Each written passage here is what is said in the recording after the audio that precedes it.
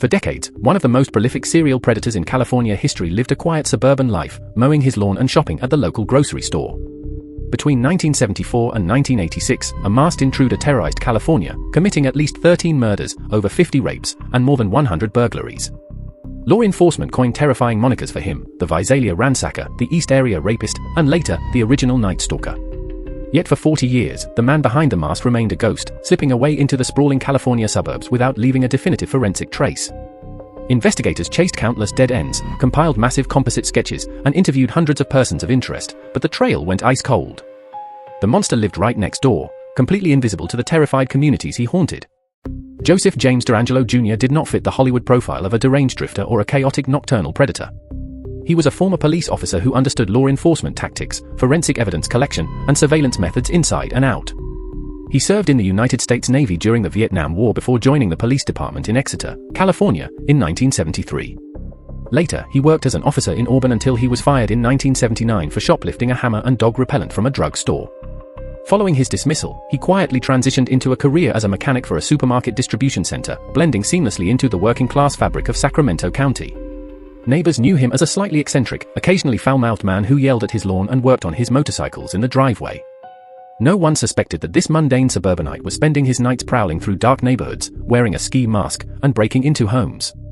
He utilized meticulous planning, cutting phone lines before entry and shining powerful flashlights into the eyes of sleeping victims to blind and disorient them. The psychological terror he inflicted was calculated and brutal. He bound couples, piled dishes on their backs, and threatened to kill them if the plates rattled while he ransacked their homes for cash, jewelry, and sentimental trinkets. Despite the sheer volume of his crimes, forensic science in the 1970s and 1980s lacked the capability to link these disparate jurisdictions together conclusively. The Visalia Police Department and the Sacramento County Sheriff's Office operated in information silos, failing to connect the early burglaries to the escalating wave of sexual assaults and homicides. Victims remembered his military posture and his icy demeanor, but the physical evidence sat languishing in cardboard evidence boxes, waiting for technology to catch up with a mind that seemed 2 steps ahead of the law. The breakthrough did not come from a traditional police interrogation or a lucky tip called into a hotline.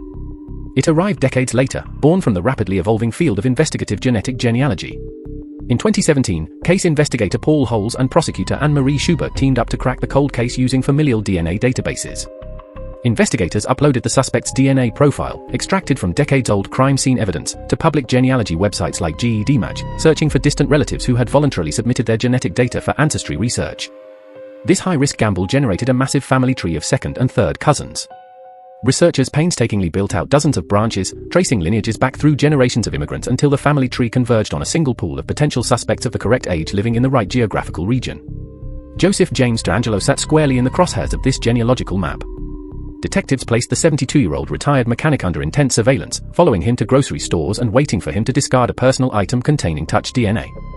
When DeAngelo discarded a tissue and a car door handle swab, investigators rushed the samples to a crime lab. The DNA extracted from the trash matched the crime scene profiles with absolute certainty. The invisible monster was simply an aging grandfather living in Citrus Heights, California. On April 24, 2018, as DeAngelo stepped out of his front door to pick up his car keys, heavily armed tactical officers swarmed him. He offered no dramatic resistance, reportedly looking bewildered and asking officers what took them so long. The arrest shocked his neighbors, who described him as a polite, if sometimes irritable, man who yelled about his lawn sprinklers. The mask had finally slipped off, revealing an ordinary face that had hidden in plain sight for more than 40 years. The subsequent legal proceedings brought long overdue accountability to the victims and their families, but they also exposed the terrifying reality of how easily predators can conceal themselves within the framework of respectable society. In June 2020, inside a makeshift courtroom set up in a Sacramento State University gymnasium to accommodate the massive public interest and COVID-19 safety protocols, Joseph James DeAngelo faced the music. In exchange for avoiding the death penalty, DeAngelo pleaded guilty to 13 counts of first-degree murder and multiple charges of kidnapping and sexual assault. During the agonizing hearings, survivors and family members of the deceased stood at the podium to confront the man who had stolen their peace of mind decades prior. They described decades of lingering fear, broken families, and the psychological scars left in the wake of his crimes. DeAngelo offered a brief, flat apology, stating simply that he was sorry to all those he hurt, before the judge sentenced him to multiple consecutive life sentences without the possibility of parole. He was shipped off to California State Prison, Sacramento, where he spends his remaining days isolated from the society he manipulated for so long. The case fundamentally revolutionized criminal investigations, proving that no cold case is truly dead and that genetic genealogy can unmask even the most methodical offenders hiding in the suburbs. Yet, this chilling case leaves us with a deeply unsettling question about the human facade. How many other monsters are currently mowing their lawns, walking their dogs, and blending into our neighborhoods right now, waiting for the shadows to fall?